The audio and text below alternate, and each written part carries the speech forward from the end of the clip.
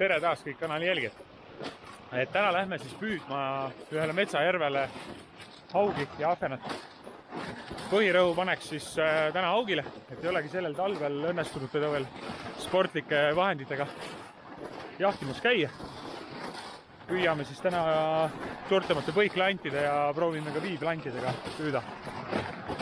Et järveni on veel minna umbes kilomeeter maad. Seega kohtume järvel.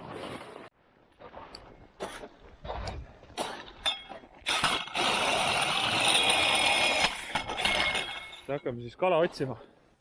Uurin ühte sektorisse siis umbes 6-7 auku. Käin ja töötan need kõik läbi ühe augu peal rohkem kui 5 minutit ei istu. Et kui aug on seal all olemas ja ta on sööma peal väljas, siis ta enamasti ikka kohe ennast näitab.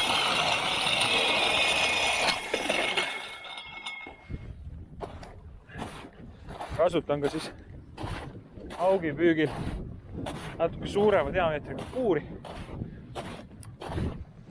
Et kuna tihtipeale on nii juhtunud, et suured kalad on mõnikord just tänu sellele ära läinud, et auk on liiga väike olnud, siis tuli soetada ka natukene suurema diameetriga puur.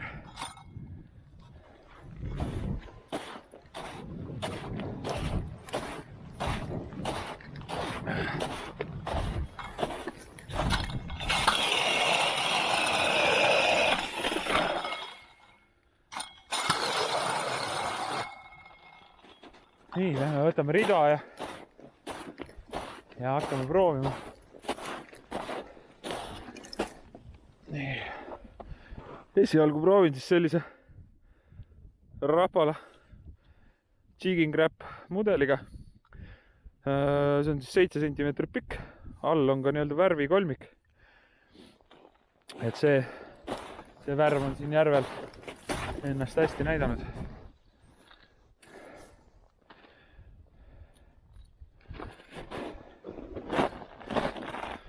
Püüan siis täna enamasti nii-öelda põlvili asendis, et kui siin seda tooli kogu aeg järgi vedada, vahetad tihti püügi kohta, siis see on hästi tüütu.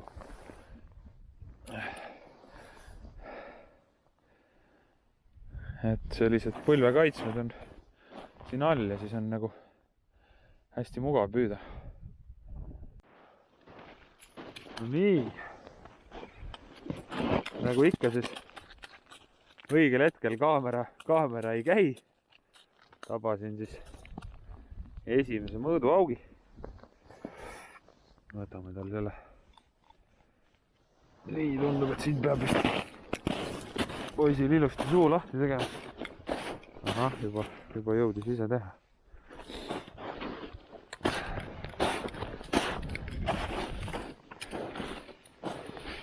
Täitsa kena poiss siukene.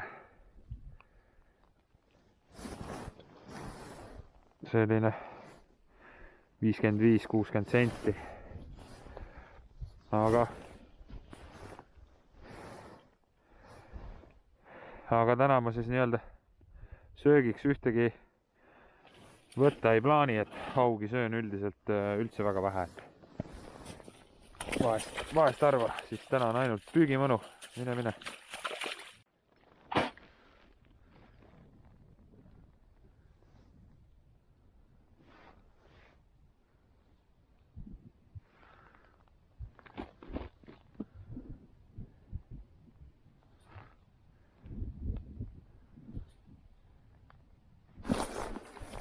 Ahah, no tule.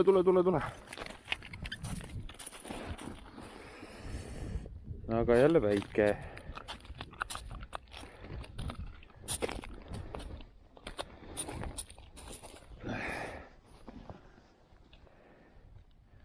Auk paneb ikka siukse üsna korraliku mataka seal otsas, et tükk aega, kui midagi toimunud ei ole, siis ehmatab korraks täitsa ära.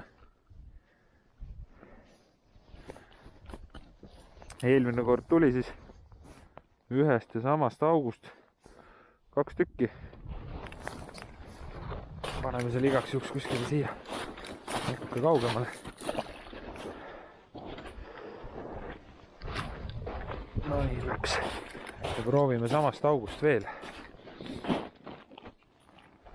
Sest selle augu peal näitas kala ennast kohe nii, kui see lant sinna alla läks. Paarkümmend sekundit ja kala kohe lõi.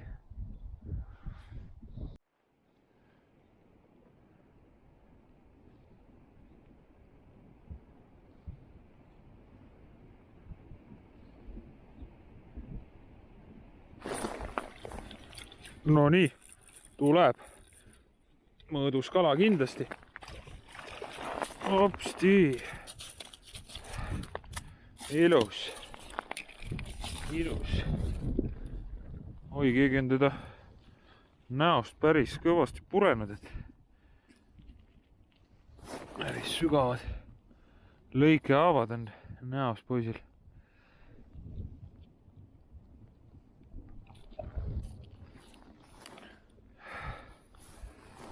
Selline kena mõõdukala. Sükene 50 senti. Mõõtma ei hakka, aga noh, jah, rittu on mul 70 senti pikk, ehk siis umbes 50 on. Aga laseme ta ilusti tagasi. Väga tugev võtt oli küll igal juhul. Kena.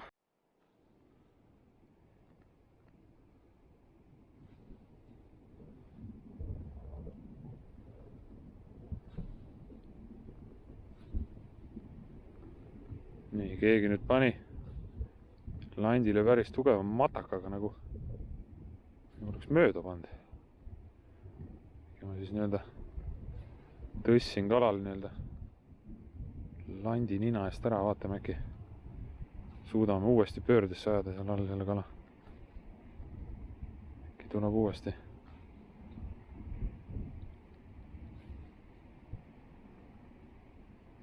Kui ahvena püügi puhul põiklandiga tuleb siis seda lanti pidevalt üles-alla mängitada, teha igasuguseid erinevaid pause ja nõkse, siis augi püügi puhul toimib selline ühtlase rütmiga lausa selline monotoonne mäng. Te lihtsalt lõpuks suudate nii närvi ajada selle mänguga, et ta lihtsalt tuleb ja lööb selle landi ära. Täna ma siis kajaloodi ei kasuta, kuna mul õnnestus kajaloodi andurist siis Pärnu lahel jagu saada. Kukkus ta mul siis motokoera pealt kõige täiega sõidu ajal maha. Et väliseid vigastusi ei olnud, aga ju siis juhe jäi kuskile taha kinni, et pilt on ees, aga ei näita ta sügavusi ja midagi muud sellist, et uus andur on tellitud, aga see jõuab tõenäoliselt hooaja lõpuks. Eestis seda andurit ei olnud ja tuli siis tellida Ameerikast. Et ei teagi, kas see hooaeg nii-öelda lämmile koha lähem püüdma. Et ilma kajaloodita ei ole see üldse nii põnev. Talvel see sportlike vahenditega nii-öelda lantidega augi püüdmine on siis küllaltki niisugune sportlik tegevus. Et kui ma ahvena püügil ajan tavaliselt 1 5 amprise akuga läbi, siis augi püügil on mul kaasas 2 tükki. Hetkel on jää küllaltki paks ka. Ja 1 5 amprise akuga päeva lõpuni vastu ei pea. Et auke ikka tuleb teha omajagu, käia ja otsida. Mina siis nii-öelda unnaga püüki talvel ei poolda, kuna veekogu hästi tundes ja nii-öelda teades neid sügavamaid auke ja haugi nii-öelda talvitamiskohtasid, siis on minu arvates nendele suurtele haugimamadele väga lihtne pähe istuda. Ja väga tihti ise, kui sa tahad selle suure kala tagasi lasta, siis tal on see konks nii neelus, et sa vigastad kala nii kõvasti, et ta lihtsalt sureb ära selle jääl. Ja uskuge mind, landiga augi taga ajada ja otsida on palju huvitavam. Ja kui selle hea võtu saad ka veel, siis noh, see tunne, mis käest läbi käib, et see on palju mõnusam kui tuima näoga seda lippu välja kiskuda. Et mina kasutan undasid siis veel ainult Peipsil, kui ma näiteks püüan lutsu. Püüan siis sellise Nils Masteri põikladiga. Pikkust oli tal vist 8 sentimeetrit. Rapala jigging wrap täna nagu ei toimi hästi. Et peab menüüs erinevaid asju olema.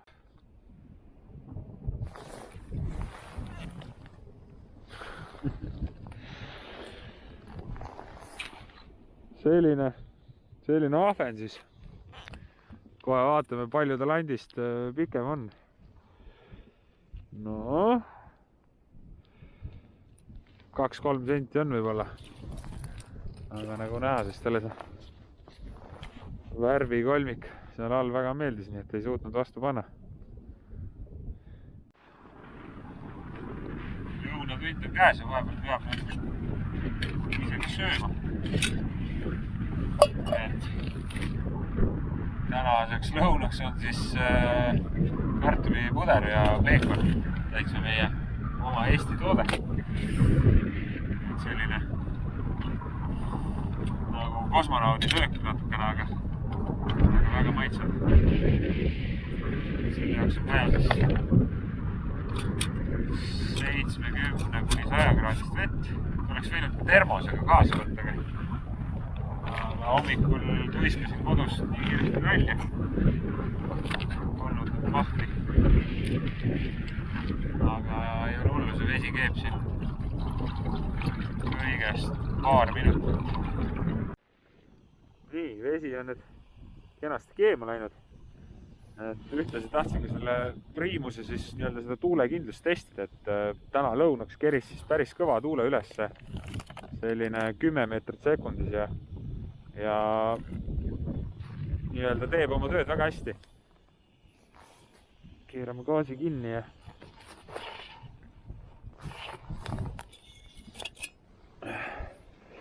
nüüd ei olegi muud, kui tuleb siia vesi lisada.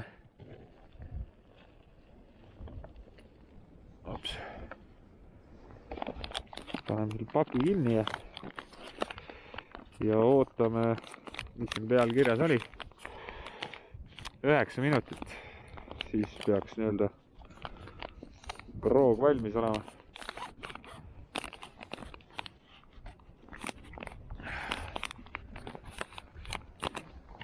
Paneme ta siia kelku ja ise lähme püüame nii kaua veel kala.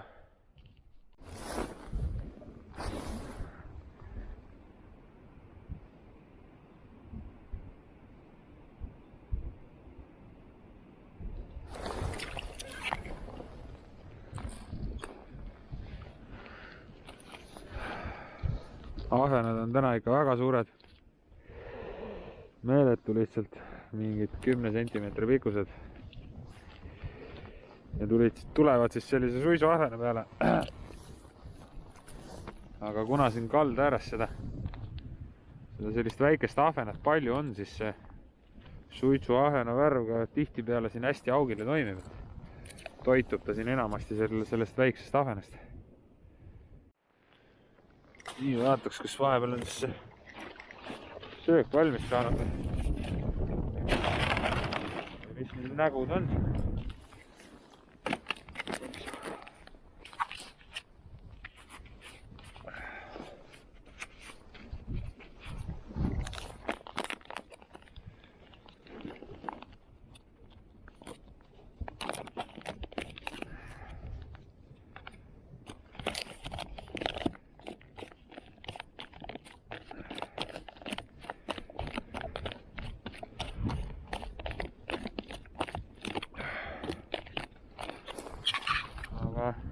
Näeb välja nagu täitsa tavaline niisugune kartulipuder, mis oleks siis segatud peekoniga. Et vaatame, mis maitseb ka hästi.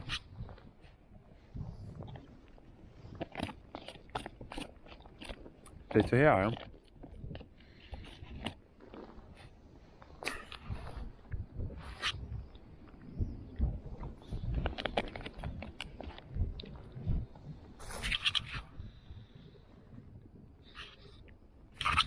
aga nii kaua, kui ma siin söön, siis ma näitan teile järgmises klipis, mida suure kala otsa tuleku puhul ei tohi teha madalas vees. Et vaadake seda klipi. Et ma ise nagu tean, et seda teha ei tohi, aga harjumusest ja refleksist ikkagi haarad sellest liinist kinni. Et kui sulle suur kala tuleb madalast veest otsa, siis tuleks teda tegelikult siduri abil ilusti väsitada. Aga ma haarasin liinist kinni ja suur kala pääses minema koos landiga, tõmbas puruks.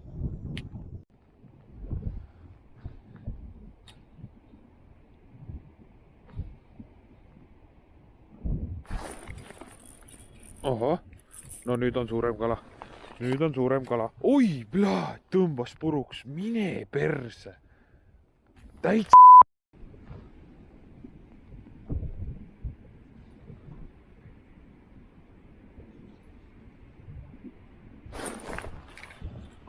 Aha, nüüd on aug. Nüüd on aug. Tule, vaikselt. Enam katki ei lähe, aga no see on väike. Mõõdukalad on, aga nagu näha, siis kalal on väga palju on kaane peal, et istub seal põhjas ja on suhteliselt passiivne. Aga mine istu siis seal edasi. Et selline see haugipüügi klipp siis täna tuli. Et muidugi väga kahju oli sellest suurest kalast, mis seal oleks. See oli hormoonusel. Tõenäoliselt oleks lasknud siduril oma tööd teha, siis oleks me selle kala kas kätte saanud või oleks see ilma landi kaotuseta lõplik. Aga järgmisel korral ma näeme juba Peipsi järvel. Kuuldavasti siis mehed püüavad seal usinalt juba suurt särget. Peaks ka minema sellest osa võtma. Ja kui see kajaloodi andur nüüd peaks jõudma enne hooaja lõppu, siis ma lähen kindlasti ka läbile koha püüdma. Aga kohtume juba järgmisel korral. Kõik head ja jälgige Tellesti kalastuskanalit.